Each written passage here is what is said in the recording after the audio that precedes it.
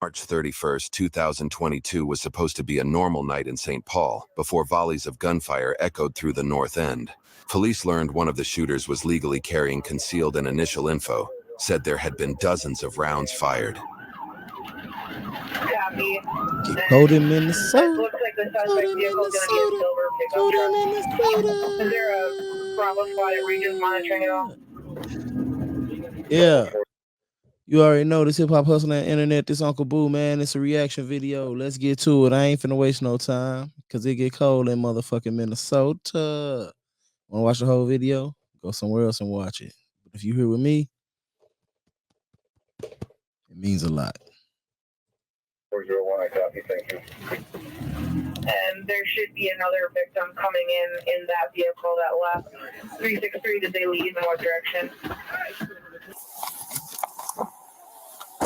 Hey, stay right here. Hey, where's the other person? Hey, get back. Who is that? 363, could you add Hotel Alpha 105?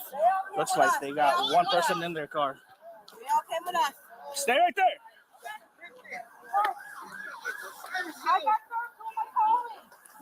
Hotel Alpha 105 is just like a small Chevy sedan. Stay right there. 21-year-old Dion Ford, with a lawful permit to carry, was lying on the ground with his firearm in his hand. Ford was an ex-Central High School basketball and football player who had helped his team win 22 matches, including tough ones against Minneapolis North. After graduating from Central High, Ford played passionately and participated in junior college in North Dakota and Wyoming. He pursued an engineering major at Augsburg University in Minneapolis. Ford was a bright child, and naturally people around him, including his coaches, parents, and colleagues, had high hopes for him and his promising future. His friends organized multiple charity drives to honor his life, while the community launched the Dion Ford Scholarship to help aspiring athletes like Ford in their careers. Yet, one question remained. Who killed this young man?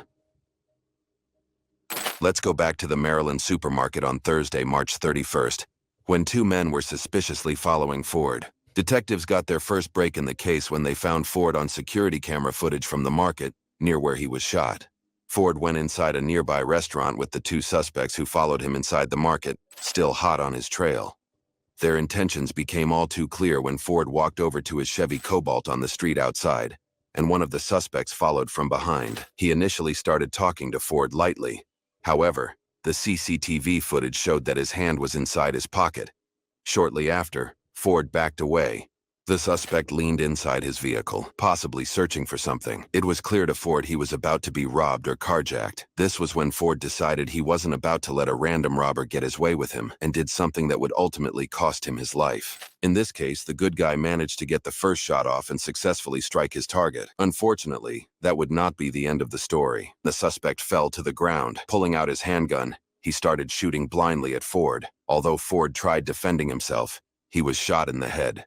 Ford instantly fell to the ground and lost consciousness. As if that wasn't enough for the suspect, he shot Ford an additional 13 times. As Ford lay there lifeless, a Chevrolet Cruze stopped nearby and out walked a man who then fired more shots at Ford, while the suspect was being helped back into the Chevy Cruze. At 9:15 p.m., Ramsey County authorities received multiple calls from Maryland Avenue with the same information. There was a male bleeding to death in front of them. Ford's body was lying in between the Maryland Market and a restaurant when the police arrived. While the suspect was being helped back into the Chevy Cruze, Ford was surrounded by multiple shell casings, which suggested that there had been a prolonged exchange of gunfire. According to the report, witnesses said they heard 20 to 40 consecutive gunshots before they called 911. Medical assistance promptly arrived at the scene, and at 9:28 p.m., just 15 minutes later, Ford was pronounced dead. The officers stopped the Cruze from escaping and found the injured suspect inside, who was transported to Regions Hospital due to his critical condition. The officers also searched the vehicle for any weapons, but they didn't find any. They say both men pulled guns out of their pockets and started shooting at each other. And according to the criminal complaint, when they arrived on the scene, they found the men on the ground. Witnesses reported hearing 20 to 40 shots. Police say they found a permit to carry in Ford's wallet. He had a gunshot wound to the head and was pronounced dead at the scene. Police say Ford was already on the ground when Bell shot 13 more times at his lifeless body. Ford's death is sending shockwaves through the youth sports community.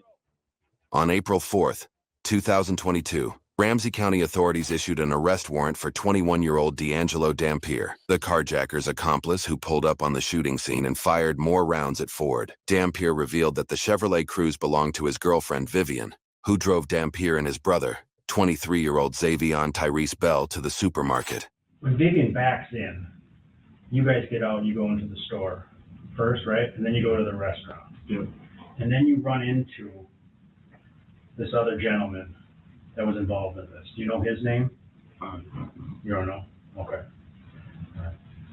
His name was Mr. Ford. Dion? Do you know Dion Ford? Have you ever seen him before? No, but I just figured out who he hangs around. Okay, all right. When asked about Ford, Dampier said he didn't know who he was or why they were following him.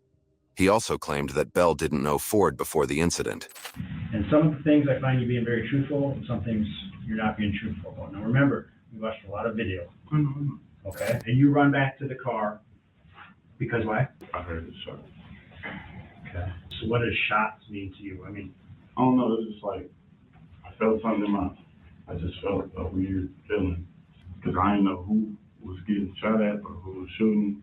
I just had that feeling. It's like my body told me to go back to the store. mm-hmm. And that's when I seen them two laid out on the floor. So I helped my brother up. I told her to help me call somebody to do something, trying to take him to the hospital.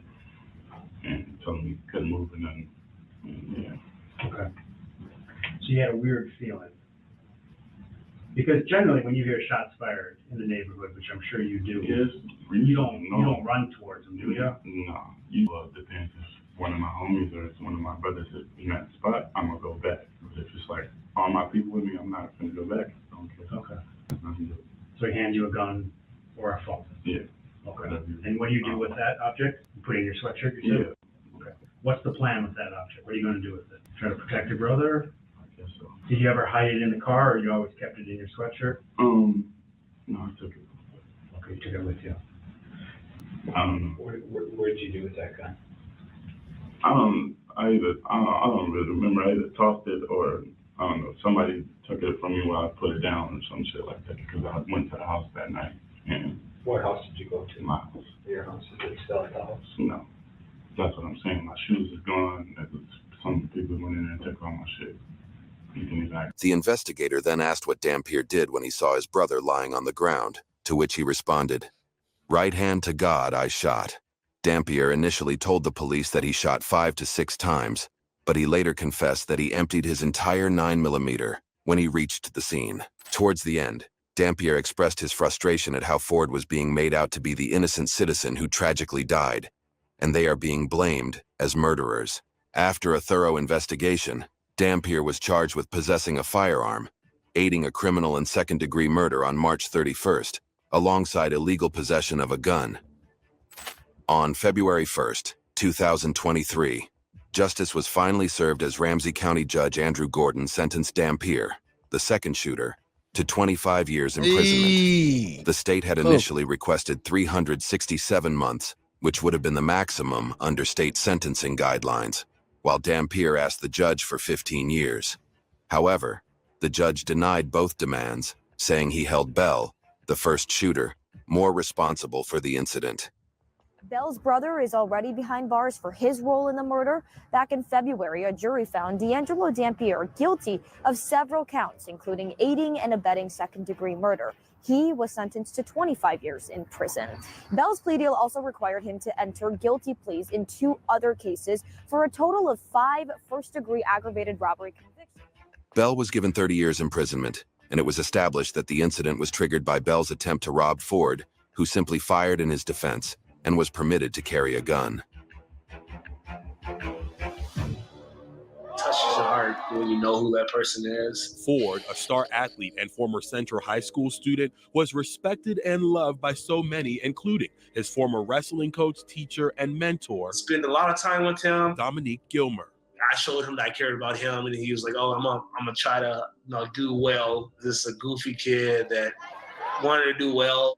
Every year, You know, you're losing loved ones to gun violence. He has committed is just, it's disgusting. And for him to be still walking is, I can't even fathom it right now. See what I'm saying, man? Like, this shit be crazy.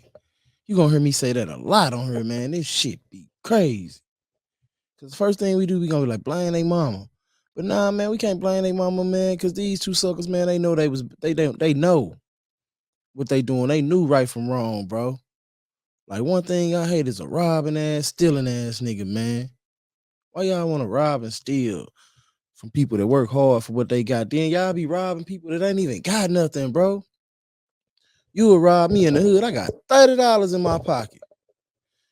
But you will rob me in the hood. But you ain't going nowhere where them other folk be at and rob none of them. And I ain't saying you should. You should get you a job. You should get you some hustle about yourself. But you can't get a pack because you don't pay people back. Can't get a job because you don't want to get up and go to work every day and you don't want nobody telling you what to do. We got to start holding each other accountable in the community, bro. We got to stop making excuses and start holding each other accountable for these type of behaviors, bro. Because these type of behaviors are unfreaking excusable, dog. Straight up. I'm trying to change my words because I'm trying not to cuss. But straight up, this stuff is unexcusable, bro. Them fools got what they got, and I hate that young boy had to lose his life in the process, man. That's crazy. Hit that like button, subscribe, share my video, tell a friend to tell a friend. Come join the conversation. If don't nobody love you, man, Uncle Boo do. I'm out.